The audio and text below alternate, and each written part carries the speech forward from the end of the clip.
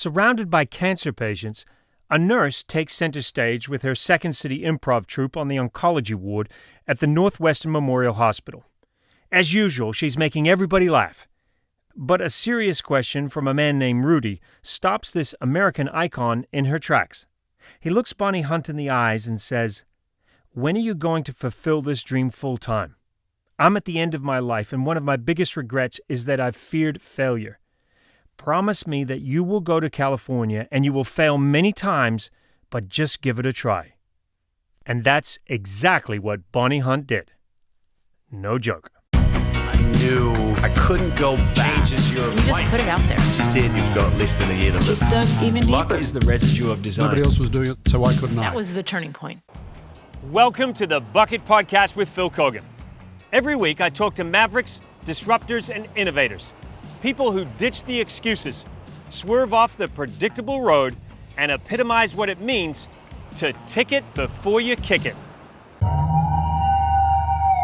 So yeah, I auditioned for that little part of the waitress who dropped the toothpicks, and I didn't know who was in the movie or anything, and I got that part.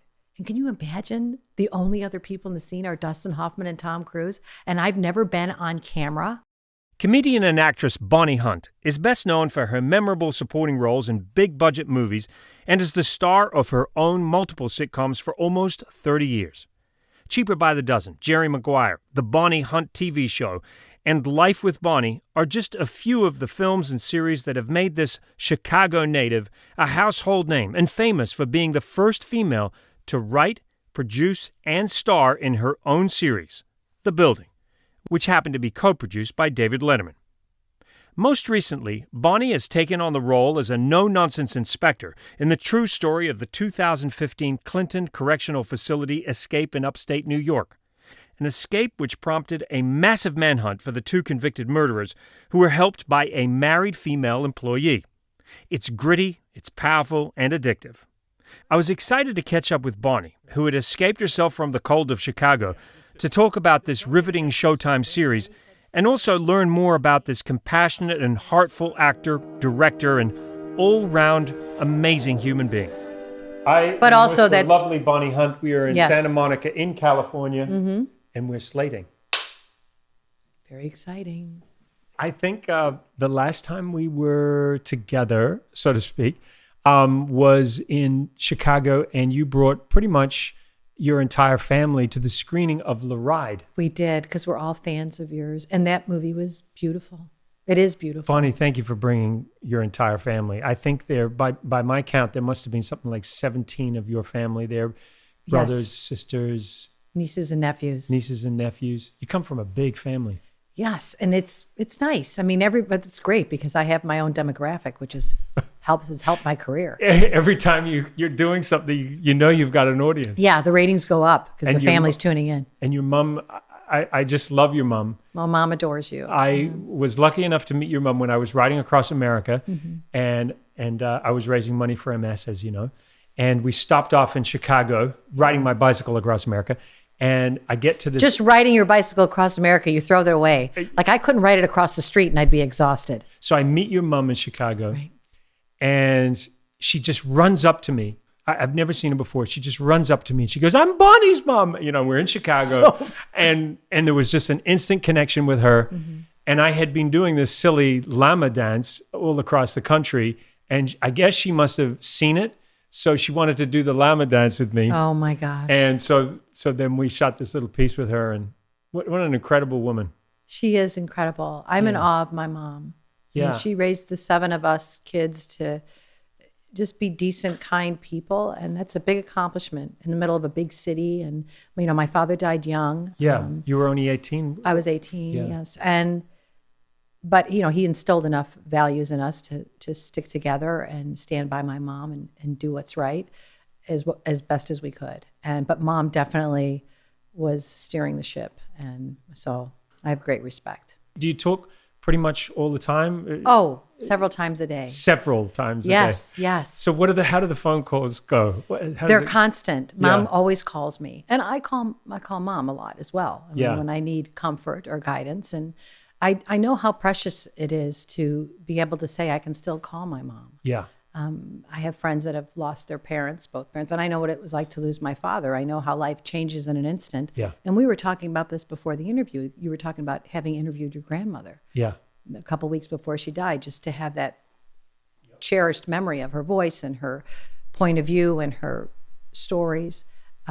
So I feel pretty blessed to be able to still call my mom. But she's hilarious. You know, she's on social media. She's very in the moment. My mom's smart. She's just smart. And I think, boy, she gave her whole life to us. She gave it all to us. Yeah. It's remarkable.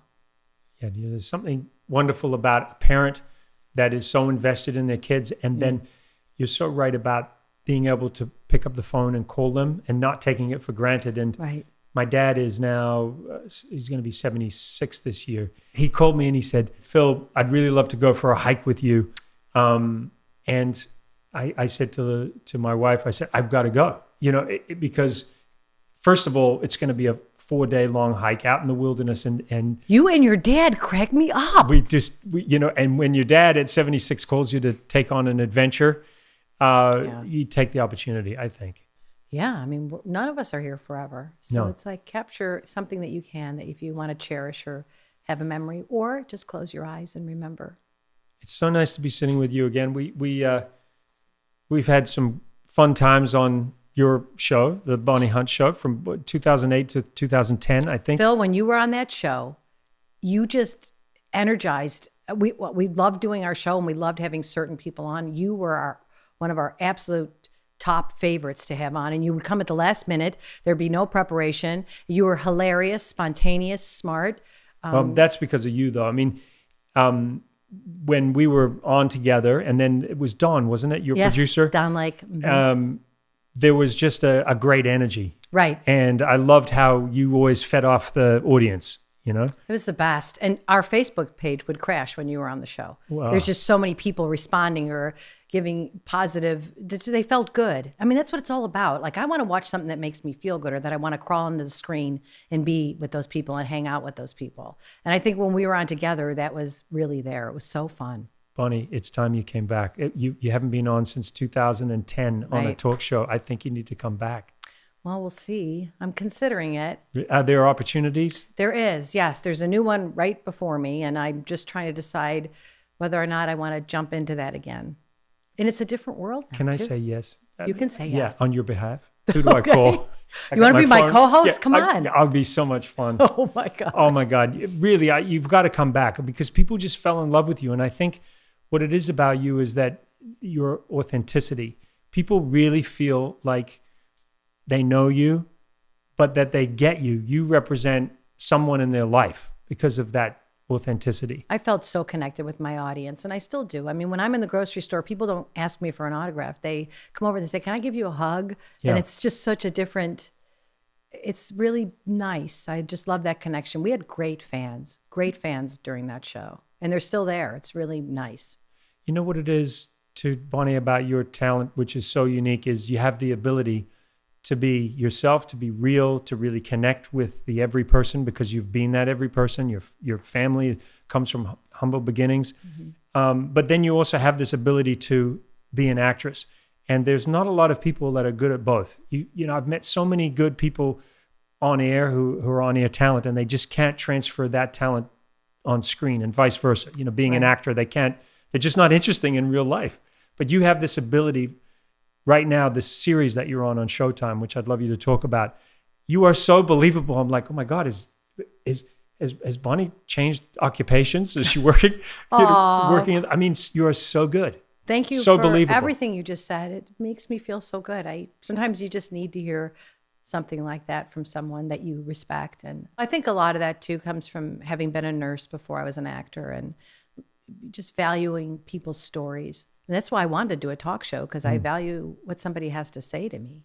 And your curiosity, and genuine curiosity, taking an interest in people. So tell us about The this. prison drama. Yeah, the prison drama, it's on Showtime. Right, So and you can anybody stream it now. You can binge it. It's Escape at Dannemora. It's a true story about a prison break in 2015 in upstate New York.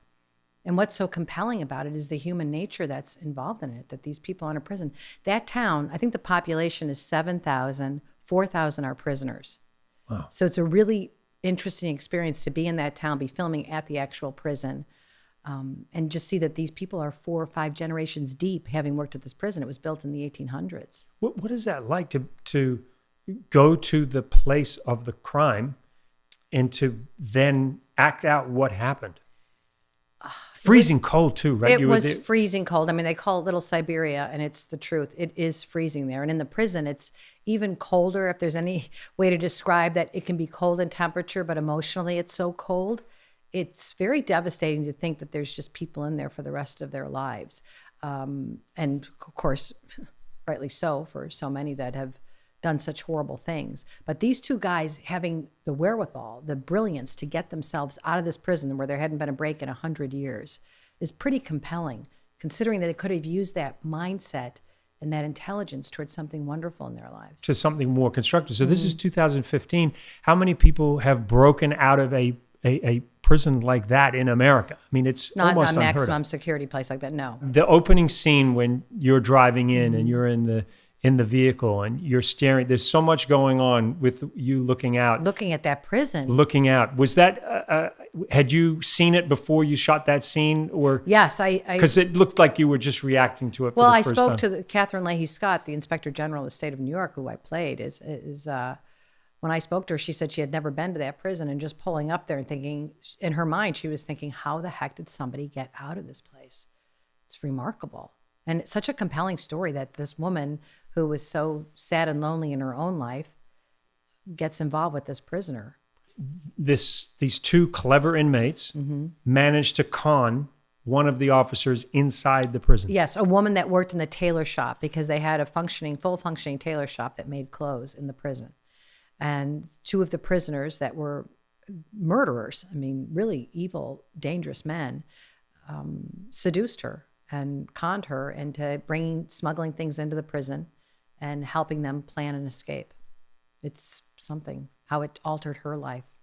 Wow. And what was it about the project that really appealed to you? Because some people would say, oh, Bonnie Hunt playing that role, it's not a comedy role, but you've said about, I think the key to you playing that role, and I think the reason it works so well is just, again, because of your authenticity. It's so real. But you've also said that there's comedy in every role, right? You bring humor and you bring that realness to any role. Well, I think of it as dimensional. Life is dimensional. Even in our saddest moments, we might have moments where we smile or have humor. And whenever I approach acting, any role, I never think of it as comedy or drama. Like you said, I think of the sincerity, the authenticity. Does this feel real? Can the audience relate? And this character, because it was a true story, and I met with the woman who I was going to get to play, Ben Stiller called me at home and said, I'm going to do this project. And I said, oh, I remember when that happened, because it was all over the news. What's it like to get a phone call from Ben Stiller and he says, hey, Bonnie, I want you to play this role? Well, the first thing I said is, Ben who? Ben who? Yeah. I like to keep them in their place. Yeah, Yeah.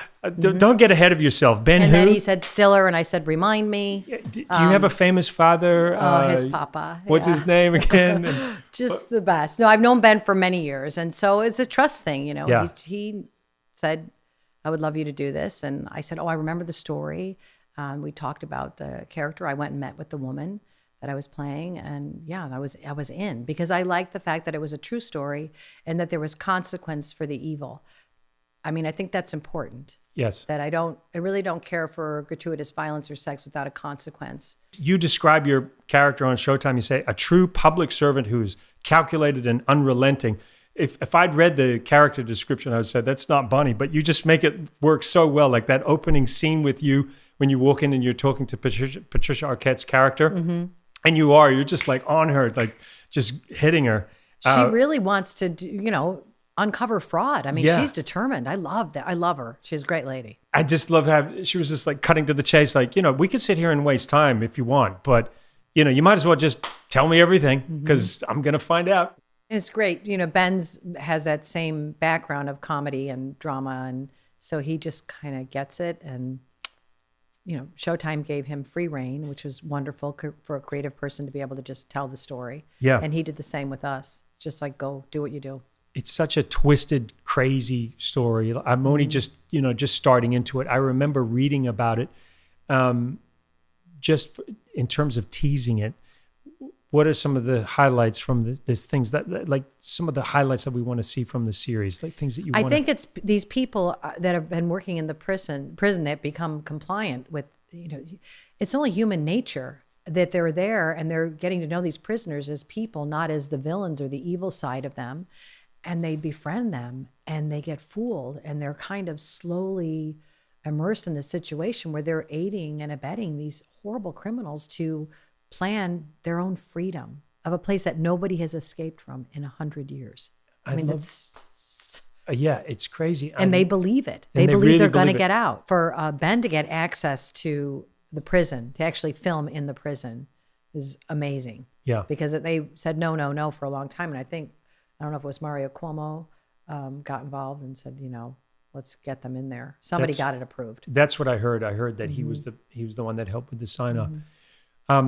You were talking about where we were talking before about your empathy and your connection with family. And I'm really interested in talking about how you got into becoming an oncology nurse so early on in your life, like where that came from. Because I know you told some funny stories about how your mom would take you to these sort of charitable events or these events which you'd say, Bonnie, we're going to give back. Right.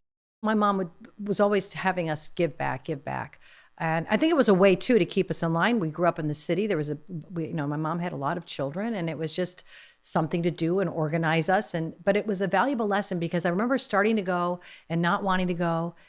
And then I started to feel good, like important, that somebody wanted to see me and I made them happy and they were excited for us to come as I started to get 7, 8, 9 years old. Well, I was that young that you were doing this.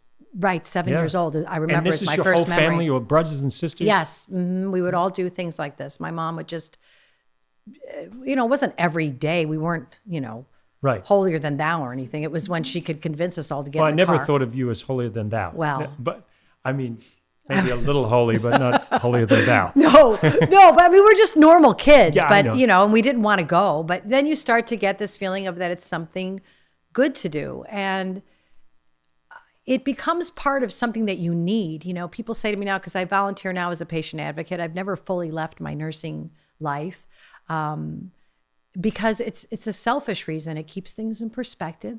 It makes me feel good about myself. And people give me a lot of love. I'm divorced. I don't have any kids. And my patients fill my life. And so, but I think that definitely comes from those experiences when I was a kid. So growing up as a teenager, then what steered you towards becoming a nurse? What was the... Well, I volunteered as a candy striper, which is candy I don't know if they still have them, but we used to wear like a little red and white striped nursing uniform, Oh. but it was red and white striped, and you were 100% volunteer, but you would make the beds or read to the patients or help feed the patients, but you didn't get paid. And I started doing it and I started to feel really good about myself as I was a teenager and you worked in the summers. And then I started having so many volunteer hours. I was in the local newspaper for having so many hours volunteered. You're an overachiever, let's be honest. No, it's because I loved being loved. Yeah. Patients loved you. Yeah. So that's a big part of it. And then I knew I wanted to be a storyteller. I would see my parents when I was a kid. There was a lot of pressure, a lot of financial pressure, a lot of anxiety. Well, with 7 kids. Yes. Yeah. And, my dad didn't go to college. He was a self-made, self-taught electrician, but he was a handyman too. He did all kinds of jobs to make ends meet. But when they would watch something on TV or a movie or something, I would see all their problems, all their worries, everything go away just for that second. You'd see how powerful that storytelling was. And my dad, being an Irish guy, he would go out on the front porch and have a beer and smoke. And all of a sudden in the summer, everybody'd be gathering on the front porch and he'd be telling some story. Oh, so he was a big storyteller? Yes. And you remember that? Yes. Because you lost him only when you were only He was 18? 18. But I mean, enough years to just see the power of storytelling and how it just freed people or they could relate to you and it was free. Yeah. It was just, you're telling a story. It's free at your dad's place out on the Yes, porch. and he was king of the castle. Yeah. But when I told my dad that's what I wanted to do when I was in high school, I said, I want to write movies and I want to tell stories and write plays. And my dad's like, well, you can't write unless you live. What are you going to write about? You got to live. And he goes, you should just stick with your medicine. You got all, you've been volunteering at the hospital. And I said, oh, I don't want to do that. But I did. And so now I apply for nursing school and I get in, and the first thing they send you is your nursing school cap, which has a stripe on it. So they know that this is when nurses still wear nursing caps. It was right towards the end of that time. And my dad was so proud. Like, he'd be out watering the lawn and his friends would be over talking, and my dad would say, go in the house and put your nursing cap on and come on out. Are you serious? And I say, oh gosh, Dad, no, please. Are you serious? He's so proud. He's like, look, that's going to be my nurse. And there's 7 of us. I was going to be the nurse. So I get into nursing school. And at that time, they were doing practical application in the morning and theory in the afternoon, meaning you got 1 patient for the week in the morning or for a month, and you would be in the hospital in the morning, and then in the afternoon, you were in the classroom. So I get into nursing school, and my dad dies of a heart attack. He's only in his 50s or something. Right. And I'm mad at the world. I don't even want to see anybody laugh. And anybody who's been through great loss in that moment, you know that pain and anger and why. And, it was so sudden. He died of a heart attack in our home. And I said to my mom, I can't go back to school because Dad won't be here to see me graduate. And I was only going for him. I can't go back. I can't. And I didn't want to even help anybody else. I was so sad and angry. And my mom said, okay, I understand. She said, and here's my mom. She just lost her husband. Right. She has all this pain, but yet she's comforting 7 children. And she's saying to me, go back 1 more week in honor of Dad, and then you can quit. And I know my mom's probably thinking in her head, once she gets back on the horse, she'll be okay. Yeah. But I go back to school on Monday. After the funeral and everything is over, my dad's only been gone for 4 or 5 days. And the nursing instructor takes me in the hallway and she says, all right, Hunt, I just want you to know you're not the only person whose father ever died. And I'm like, oh my God, this cold ice princess of a instructor. And she said, you cannot put this on any of your patients. You are here to take care of them. So you can't go into a room and tell anybody your problems. And I said, oh, okay. And I thought, little does she know I'm out of here on Friday. I cannot wait to walk up to her and say, I quit, because I'm so sad and angry. And I get assigned 1 patient out of 500 in this hospital. His name is Mr. O'Brien. And I go in, I say, hi, Mr. O'Brien, I'm going to be your student nurse for, the next couple weeks. And I'm thinking, I'm going to be out of here on Friday. And I'm talking to him, and he's just this sweet Irishman, and he's got this beautiful family. So, my bride's coming today. And I said, oh, your bride? Did you just get married? He said, no, I've been married 40 years. And I thought, oh, wow, he calls her his bride. And he says, I guess I'm doomed. And I said, what do you mean, Mr. O'Brien? He said, well, you probably know that I have cancer. And I said, oh, well, I believe in miracles. And I'm thinking in my head, oh, that's sad that he has, cancer. And he says, but I'm lucky, And I said, well, why would you say that? He said, because I'm Irish and there's a lot we don't say sometimes to our families. And this diagnosis, I've been able to tell my kids I love them. I've been able to tell my sons. And I'm standing there thinking, my dad didn't get to tell us like so much stuff. And I'm so sad. And I'm just listening to him tell me this. And he's just a sweet man. And I remember putting a cold compress on his eyes that day and just looking at him and thinking, I'm not going to be able to take care of my dad. And, just all those feelings you have. Everything came up. So by the 3rd day, I'm so in love with Mr. O'Brien. He's calling me his Bonnie Lass, and he's always holding my hand, and we're laughing together. And the first couple of days I'm with him, he's telling me about how lucky he is that he can tell his children goodbye, because he had a friend who died very suddenly. And this man would always say his kids were his greatest accomplishment, and how much he revered this man and loved this man. And I'm just thinking, I just want to tell Mr. O'Brien about my father, but I can't. And I only have a few more days left of school. 3rd day, Wednesday, I open his chart and I'm reading where he worked. And it says the Board of Education. And my dad was an electrician there. So I close the door and I say, Mr. O'Brien, I'm not supposed to say anything, but I wonder if you knew my father. And he said, well, how would I know your father? I said, well, he worked at the Board of Education. He said, what's his name? And I said, Bob Hunt. And at this time he has a compress still in his eyes, and he reached out and he grabbed my arm and he said, that's the man I've been speaking about. No. Yes. So I couldn't leave school because I couldn't leave Mr. O'Brien. Wow. But my theory is my dad got to heaven and said, is there anyone that can stop her? She can't go to Hollywood. Mr. O'Brien. She needs a foundation. Yeah. My dad knew I needed that foundation. That's what I look back and I see that fork in the road, that it was the best thing that ever happened to me. I stayed in school to stay with Mr. O'Brien specifically.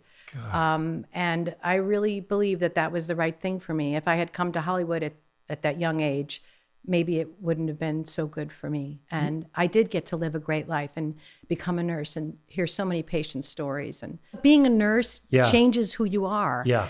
For me, it did. And it gave me just a foundation better, as my dad thought, as a storyteller, so much more to express. And as an actor, so much more to access in my heart. Yeah, I mean, you see it in all your characters, no matter what role you're playing. And you've often spoken about this, no matter how big or small the role is, that you can bring it, right? Yes, you can connect with people. That you really can connect. And so no matter how small the opportunity is, don't look at the size of the role, but bring everything you possibly can. Right, because you're a part of a big story. I always chose story over role. Yeah, and that's been your whole career, right? Yes, yes. And also your conviction for how you tell stories. Rudy is another patient. Right. That was another patient, another a pivotal angel. patient. Now, so somebody you talk about often, and obviously someone who really touched you. And for him, he saw, not only did he see that you had these special qualities, but you were sharing some of your acting skills with him at this time. I'm just interested in how that worked. Well, I still wanted to be a part of showbiz because I love storytelling. That was my whole thing, is just stories. And I grew up going to Second City as an audience member and a fan. And everybody from Second City was on Saturday Night Live, when I was a kid, Bill Murray in the 70s, when I was in, and then when I got into college, everybody was on Saturday Night Live, and I was so in awe of them. So I would hang around at Second City at night. Eventually, I auditioned and got a job there. So I was working as a nurse during the day in the oncology ward, and then doing these comedy shows at night, 8 shows a week.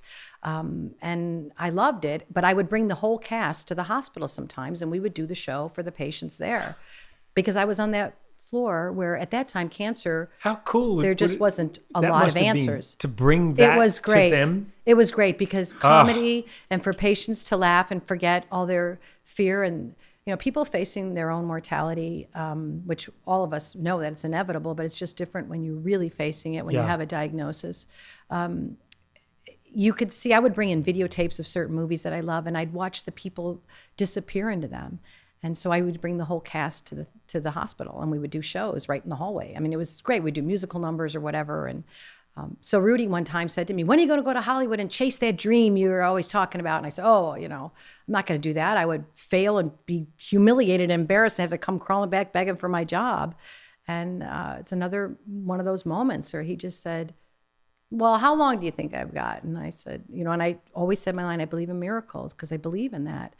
And he says, I probably have a few weeks. He goes, "But the biggest regret in my life, I'll tell you, my biggest regret is that I feared failure." And I said, "Wow, that's powerful. Something, And he says, "So let's make a deal." He says, "Take my hand and look me in the eye." I took his hand and looked him in the eye. He said, "When I'm gone, promise me you'll go to California and you'll fail many times." And I said, "Okay, you have a deal." Wow. So, yeah. So I followed through on it. After Rudy went to heaven, I came out to LA, and I failed many times. What was that like? Was it, and obviously motivated by Rudy, but what was it like to come and fail many times? Well, that's life. We all fail many times, and to think that you're going to avoid it is hilarious. But I came out here, but I was really fortunate because Second City opened a theater in Santa Monica. I was able to come out and be in a show doing that for a little while. My friends were out here like Richard Kind and George Clooney, and everybody was just starting out. Yeah. And just being able to draw on those life experiences, going back to what your dad said, right? Interestingly, I mean, he was smart enough to know. He was. And wow, I mean, there are people that never live in the real world who are then unable to tap into that. You've been able to tap into those, right? It's almost like... Well, my dad would say that. He would say, like, the greatest stories you tell are never about when times were good. Yes. People always that was a great quote. Reminisce about the struggles of life. And that's what he would do on the front porch in our neighborhood. He would start telling a story about, we had the car was broken down. It had 2 wheels and we had no gas. It's that Monty Python sketch, right? Yeah, luxury. Didn't your mum also have a quote, something about eating rocks and walking 80 miles? What was that? Yeah, she would do the exaggerated version of we used to walk to school. So yeah, she would always build on it as a joke. When I was young, it was tough. We used to lick road clean, walk, that one. Wake up 9 hours before we went to sleep. That whole thing. Luxury. Absolute luxury.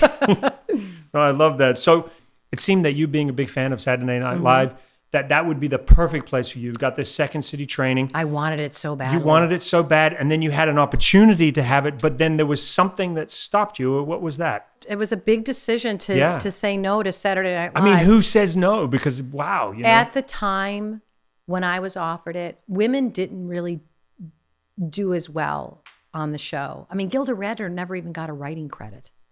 So it was just a boys' club. Is that what it was all about? I don't know, but something about it. And Lorne Michaels was always very nice to me and respectful. And I think he offered me the show 2 or 3 times. But we would go out to dinner and I'd say, you know, if a scene's not going well, can we improvise? Like if the ending's not working or you're not getting the laughs. He said, no, if you improvise, no, that's you can't do that. And that to you was coming from where you'd come from. That seemed like the kiss of death, right? At the time, it just didn't. I felt like I had the best version of that job, that I worked at Second City. I did 8 shows a week for almost 4 years. I never missed a performance. And I was thinking on my feet and doing that every single day. And I just thought, I'm an actor now and I'm here doing this. Maybe it's not a good idea to go do something like that where I didn't think women were very much nurtured. And they weren't at that time of Saturday Night Live. But I didn't know that I would go on to be the first person, let alone woman, to write and star in a television series and creatively do it all themselves. I didn't know that had never been done. Right. But I did it. And I fought a lot of battles to make that happen. And I'm glad I did because now that's kind of the norm, especially for young women. Yeah, I was going to talk about when Barry Levinson called you, 1988, somewhere around there. No, he didn't call me directly. I went on a cattle call for the part of in a movie. I didn't know who was in the movie, and I left the hospital on my lunch hour, ran and auditioned. Explain a cattle call to people who don't know what a cattle call is. They put out a general thing. At that time, it would be like a flyer or newspaper thing or announcement saying they're looking for people to play these ancillary roles in this movie that will be shooting nearby. And every man and his dog, a lot of times, everybody's there. Yeah. Oh God, it's a zoo. And then the weird thing is, you walk in the room and then you see a bunch of people that look like you, and you go, right. Are we related somehow? Mm-hmm. I was like, what are all these supermodels doing here? We all look alike. Yeah, we all look alike, and we're all so young. You're all so young and beautiful. No, but I went and I didn't have an agent at the time. I could never get an agent. It was always so hard. You know, you can't get an agent unless you have something on tape. Catch-22. And you can't get anything on tape unless you have an agent. So I go in and there's this long line of people and they're auditioning. There's different roles. And I say, oh, part of a waitress. Oh yeah, I could do that. And I thought they probably have something on their head. And I had some Kleenex in my purse. So I bobby pinned a Kleenex to the top of my head like it was a doily, thinking that would make me look more like the part. There's that improv skill. Right. And so, yeah, I auditioned for that little part of the waitress who dropped the toothpicks. And I didn't know who was in the movie or anything. And I got that part. And can you imagine the only other people in the scene are Dustin Hoffman and Tom Cruise? And I've never been on camera. I have absolutely zero experience. I go to Cleveland to shoot this scene and it's crazy. Or Cincinnati. Yeah, Cincinnati. Wow. Yes. That's 1988. Yes, and Barry Levinson said, are you going to hit your mark? And I thought, what's a mark? Why does he keep saying to hit your mark? And I thought he meant on your mark, get set, go, like run in. So in his action, I ran in. He goes, cut. Why are you running? I said, hitting the mark. And he's like, yeah, you'll hit it. Don't worry. Yeah. And I'm like, what is a mark? And finally, some crew guy with a smoke off in the corner goes, do you know what a mark is? I go, no. And he goes, that's that piece of tape over there. I go, oh, thank you. I didn't know what I was doing. Oh, man. But it was so great. And then I brought the pictures back. My patients all had pictures of me and Dustin Hoffman and Tom Cruise on their little bedside tables. And it was exciting. I thought, that's enough. I got a little tape for the nursing home for me someday. And that'll be all I do. You end up meeting your hero. I couldn't believe this the other day, Bonnie. Some kids had not heard who Johnny Carson was. And I just thought, we have to make sure that the younger generation goes and looks at the tapes of Johnny Carson. But you meet Johnny Carson, and am I right? You get on you meet him, and then you can't quite believe that it's really Johnny Carson, and you reached out to touch him? I touched him, and I got startled because he was really there. He was really Johnny Carson. I think that's on the interview where I touch him, and I go, oh! And he goes, what's wrong? But I didn't want to say, I thought you were a hologram. And I thought I was dreaming because I can't believe I'm sitting here, but that's what I was feeling. Honestly, that's what I felt. Do you know, Phil, when I was a little girl, like 11 or 12 years old, we used to have this little reel-to-reel tape recorder or cassette tape thing. And I taped The Tonight Show with Johnny Carson, just the audio. And then I went through and painstakingly edited the person out. I think it was like Joey Bishop or something was the guest. I took him out and put my voice in. And you were the guest. for my dad's Father's Day gift. That's what I gave him. So Johnny's like, listen, Joey. I go, quit calling me Joey. My name's Bonnie. I mean, this was like the bad humor. But my dad would listen to it over and over again. He'd play it for his friends. He goes, this is so good. And I thought, oh, wow. So now cut to my father's gone. I've become God, a you must have nurse. got a I'm tear now in an your actress. eyes. And I'm sitting there looking at Johnny Carson and I'm thinking, what? It was your dad. It's Must have been your dad set that whole thing up. I don't know. It's just, it's awesome. And You didn't realize how many stories you've told about this foreshadowing? But everybody has those. If we look back at our lives, good or bad. You've had a lot, Bonnie. You've had a lot. I think we all have. It just takes knowing them. But I'm a storyteller too, Yes. so I have to access the stories that I know. Yeah. Because those are the only ones I have are what I've experienced firsthand, and that's how I write. You write so people from the soul, so you can feel it from your heart. because that's what I love when I see something. So from Johnny Carson, that's how then you end up meeting David Letterman. Mm-hmm. And then, that was obviously a great connection for you. And then if I'm not mistaken, his first production was with you, right? But I, just so you know, for the record, yes. I wrote the show. I know you wrote did. the entire season longhand and some on a computer at the time, not a laptop.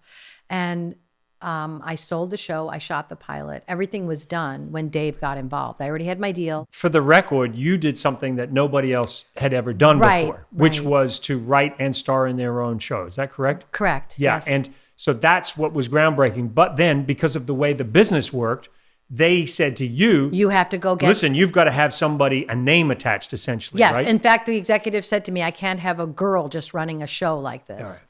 Bonnie... And, I've got a 23-year-old daughter. And one of the things I'm most excited about, because I've been in the business now 30 years, is that she's coming into the business at a very different time from when we came in, where there was a different standard, where there were certain things happening that shouldn't have been happening. So I'm excited for her because I feel she has an equal opportunity in a way that a lot of women did not have 3 decades ago. Right. And so you must have seen such a change. Right? There has been a change, but still it's just, sometimes a woman has to say something 2 or 3 times to be heard. And that's the way it is in medicine as well. I used to see female patients come in and with a complaint and they'd have to kind of say it a few times to really be heard. I mean, this is just the way it is. But I never conscientiously thought, oh, I'm up against the men, or I just didn't think that way. I just thought, just go and do your job. Yes, I just dealt with it. But when I look back, I see now how hard it was. It was hard. I mean, when I got Dave, after Dave watched the pilot of the show and he said, yeah, I'll put my name on this, Of course he would, yeah. Yeah, he loved the show. He was a fan. And you did more than one production with him? Yes. Yeah. Mm-hmm. Then I did the second series called, where I played a news reporter, and all of those news reports I did were live on the street, unscripted, and totally improvised within the scripted element of a show. So that was groundbreaking. How often have you worked with, in the film industry, with people who have really embraced the idea of you going off script and just being able to use those improv skills? How often has that happened? It happens quite often. I mean, because of course I always respect the script and the written word because I'm a writer. Yes. So I always do everything as scripted. And then I say, do you want one where I do this or that? And they'll say, yeah, we'll give you a couple takes. And 9 times out of 10, that's what they end up using. I mean, I did the movie Dave, where I was a tour guide, and I auditioned for The President's Wife. I auditioned for the Sigourney Weaver role, and it was Sigourney Weaver, me, and I can't remember the other actress's name, but they were established women. And I mean, the director, Ivan Reitman, said, I brought you in because I wanted the studio to see you, but they're never going to give you the part because you don't really have a name yet. And I said, oh, that's okay. I'm just glad I had the opportunity to audition. And then he called me halfway through and said, can you come in and do something? We need a laugh at this point in the movie. What setting you in? We're in the White House setting. You were great in that scene. I remember that scene so well. It's just so funny because here I'm like this day player, but I went and memorized the first paragraph of a book about the White House. Yeah. So I thought that'll be my start. I'll start with this. How many people toured the White House? And then I did the We're walking. And I remember like the third take, Ivan said, is this funny? I said, yes, it's funny. Trust me. He's like, okay.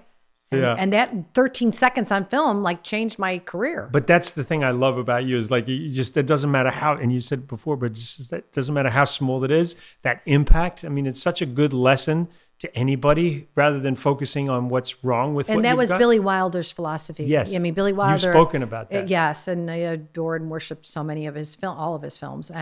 But he said even the smallest role should go to the best actor available, and it has to have a heart and soul and dimension. And his doorman in his movies that had 2 lines, you remember those character actors. Yeah, you just remember all the little nuances. So and they're just- all part of making it authentic. So Yeah. I never thought of how big the role was. I always thought about the role. And you it's- always said it was always about what could you do to contribute to the bigger story. The story. Like, how could you impact the story? in Jerry Maguire, I was originally Oh, going to my be God. Dorothy. I was going to be the lead in that. Were you really? Yes. You owned that part. I mean, you. But just- it changed, They're like, no, we're going with Tom. I think originally Jerry Maguire was Tom Hanks, then Robin Williams. There's a couple of people that were Jerry Maguire before Tom Cruise was. Is that right? Mm-hmm. You owned that part. I mean, you were so real in that, and that whole scene with them leaving and in the kitchen. And Oh, thanks. Yeah, I Bob. mean, you really crushed it. It was Well, like Cameron was really great to me. He let me improvise and added. so. There me was a lot of improv in that. Yeah, well, he kept adding me to different scenes as we were progressing and filming. He must have been like, wow, I've got this amazing tool, so to speak, to be able to use, to be able to do something here. Everybody was so good in that, and he was very nice to me. I mean, because I thought I was under this impression when we started that I might be playing that lead role. Yeah. And then when the story changed and the casting changed, and now I'm going to be playing the sister, I just said to him, "It's okay. I still love the story, so I want to be a part of it." Your ability to just roll with whatever is going to happen, you think that's come from your upbringing, just like what your dad said, just get on with it and just deal with it? Well, Like, I'm 'cause some number people- 6 out of 7. I was born into a team, so I really never did anything that. Where are didn't you have, in the number 6? you were number 6? Yes, as my dad called me that for years. Did he actually call you 6? Yeah, he'd say number 6. Well, Bonnie takes a long time to say when you got 7 children. Well, he'd always say that the line he'd see us, he goes, "Do you belong to us?" "Yeah, get in the house." I mean, because there were so many kids in the neighborhood. Some of the families had 12 and 14 children. I love working with my family in projects, and Yeah. you have too. And your film that you did with Minnie Driver and David Duchovny, right? Return to me. Yeah. Return to Me, which is a piece of Chicago, which you love Chicago. I think maybe next to Bill Murray, you and Bill Murray. Me and maybe Bill. and Yeah. when the Cubs won and you went. Bill and I were was there. Game I was 7. worried about you during the whole Cubs win because I thought you might have gone off the rails. But there's so much heart in that film, and you put your brother in the film, right? And The whole family, the I whole think. pretty Yeah. much the whole family. Now, was this a budgetary thing, Bonnie, or No, I had to pay like a cost fee to the union. Oh, you did? Because most of them were non-union, so I had to, but I said, I would never normally go against that, but for family. Well, I was kind of joking. Union but, or family But I love Chicago, how you it's a put all struggle. your family in there. You've got a brother who's a doctor who Yes, works played the doctor. in Africa. Is that Right, Uganda, in Uganda? manugiving.org. So there's another one who's giving back, right? Yes, yes. Tell us about your brothers and sisters and the things that they do, because I know you're so proud of them all. Well, I love them all. I mean, they're all in Chicago, but they all, and Kevin, spends half his time in Africa. I wouldn't say half, but some time of the year, working in Uganda, bringing medical aid to people that have never seen a doctor. So he's just an angel. But all my brothers and sisters are those kind of people. We're normal sense of humor. We have our riffs. We have the struggles that any family have, and disagreements or whatever. But there's a part of us, I think, maybe because of my dad dying young and all of us being forced to stick together so that we could keep my mom's house and make ends meet. That still is there today. And everybody's got different jobs. My brother Pat is in corporate real estate. He's a brilliant business guy, and he's just really became like a father for all of us because he's the oldest. And he's been there through thick and thin with me. And, it's just, I always look at him now and I think, what would we have done without Pat? And he was only like 25 when my dad passed away, and he had all these siblings. I mean, it's so crazy. And my brother Kevin's the doctor. My brother Tommy is an electrician, just like my dad. Has his own company. Who had the account at Wrigley Field, which is one of the biggest accomplishments ever in our family. My sister Kathy's a business writer, brilliant. She produced all the segments that my mom did on the TV show, on my talk show. My sister Carol's a writer. This is why you've got to come back again Yeah. and do your show. We'll see. Just for Mom. that. Yeah. Right? Yeah, Mom will do it. Your She'll mom. push me Oh, right my out of the God. way to take my job. I think she would. No, she was. I'm How about telling she you. comes on the show? She goes, I don't know if I want to go out there. I go, well, Mom, just come out. I'll walk out with you. I mean, literally, the music started and the show started. She barely remembered I was even there. She walked right out, went to my desk, and took over the show. It was unbelievable. And I didn't finish The Siblings because I should. Yes, please do. Carroll is a children's book author, and Mary's a school teacher. Tommy's an electrician. Kevin, doctor. Pat, real estate. Okay. You Kathy. got them all. Yes. You had to have a Pat in there. Always, yeah. You always got to have a Pat. Pat's a I love this great man. quote from your dad.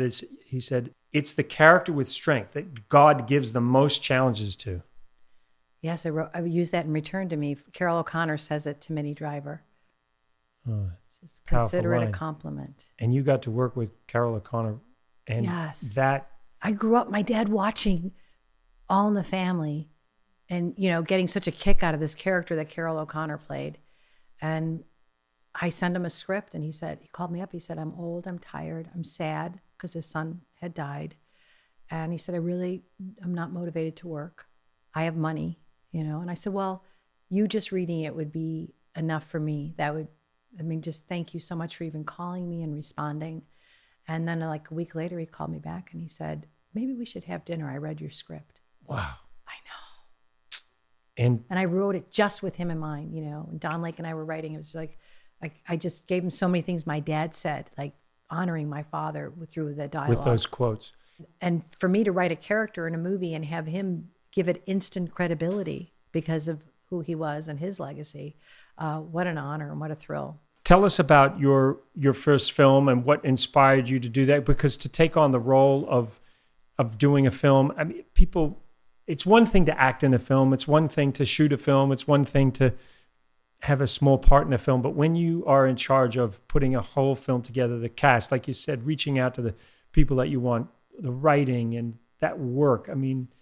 I loved it.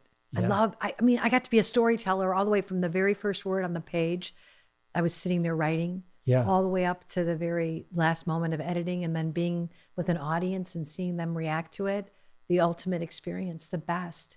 And I mean, when I did it, there was really no female directors. It was maybe Penny Marshall, just a few. And I would love to do it again.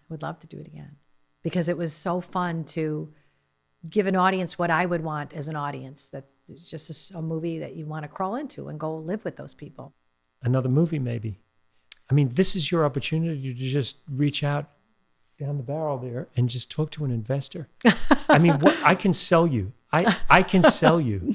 I have the movies. I'm always skills, writing. really? I took time off. I went home. My brother-in-law was sick, so I moved in with my sister and the kids and her husband to be his caregiver.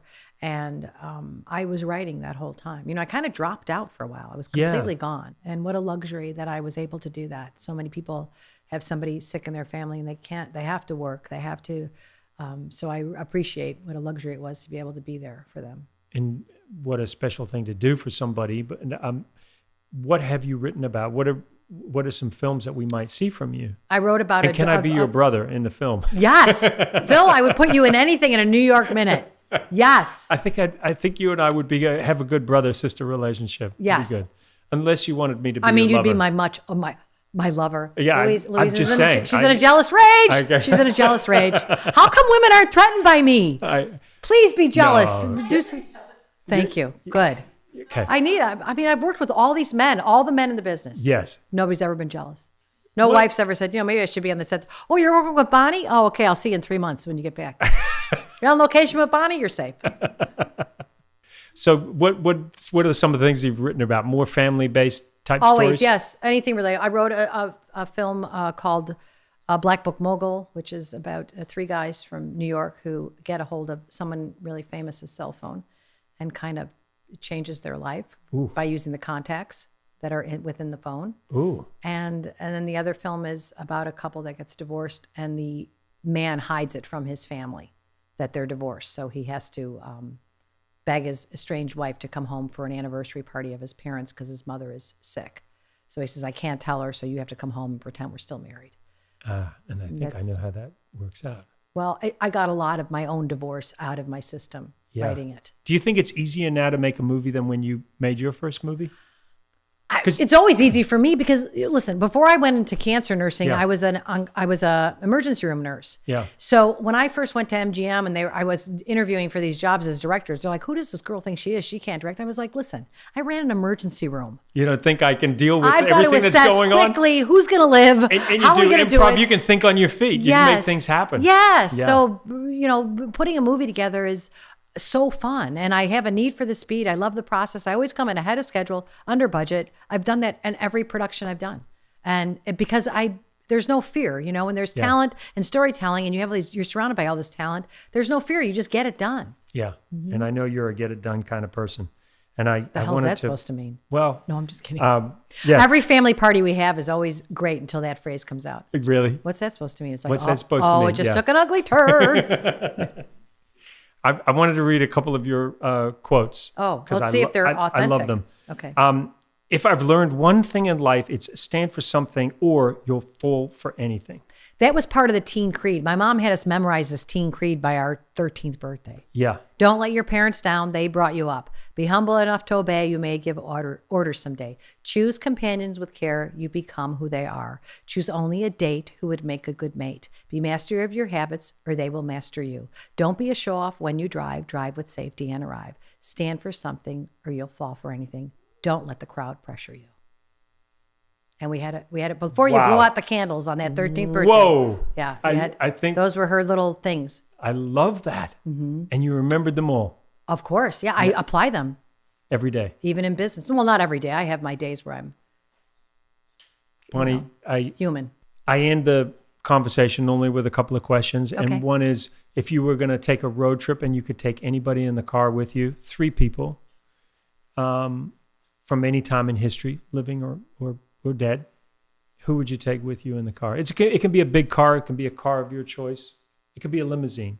Oh gosh. Who would you take with you? Well, I would love to have time to think about it, but off the top of my head, I think Norman Cousins, who wrote a book about humor and healing, my mom,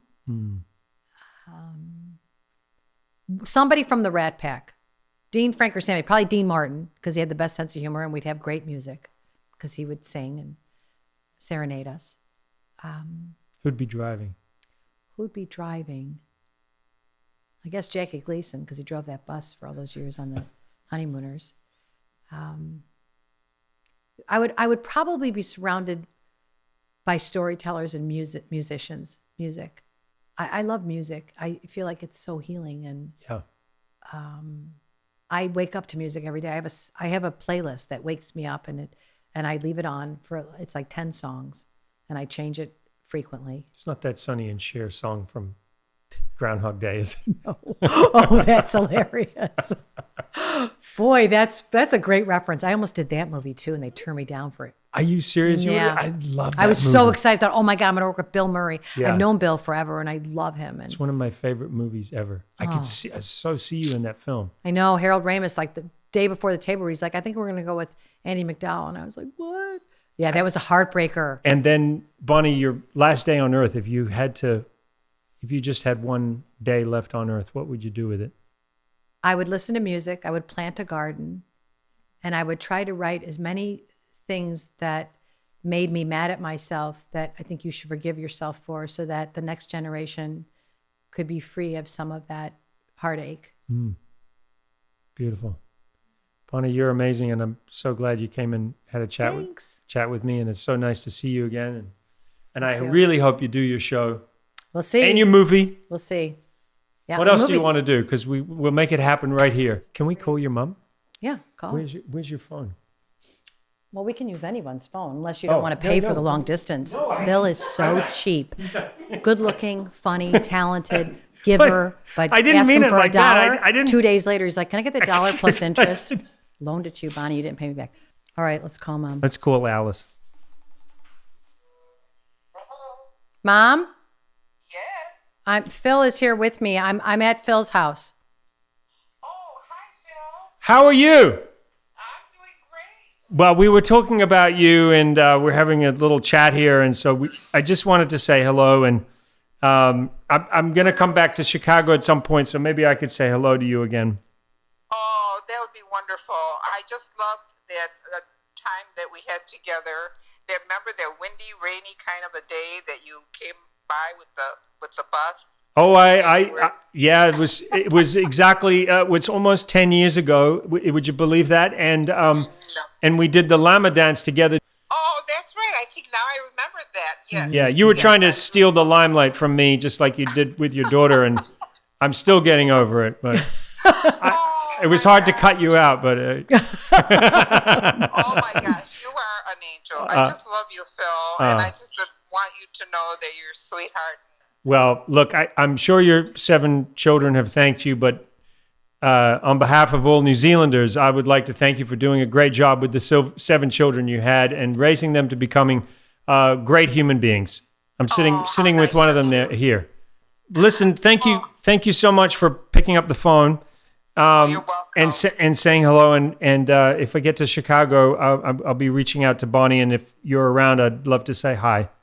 Oh, that'd be wonderful. Hope to see you soon, okay? God love you, and God bless your whole family, and especially you, okay? Yep, bless you too. Bonnie, I love you, Bonnie. Okay, Mama. Love you too. Okay, thank you so much for calling me, Okay. All right. God love you. All right. Bye-bye. Love you too. Bonnie. Okay, Mama. Okay. I love how you have a green heart next to your mother's number. Yes. You can watch this podcast online at philkeoghan.com and let me know what's on your bucket list. You never know. You might be my next guest. Don't forget, ticket before you kick it.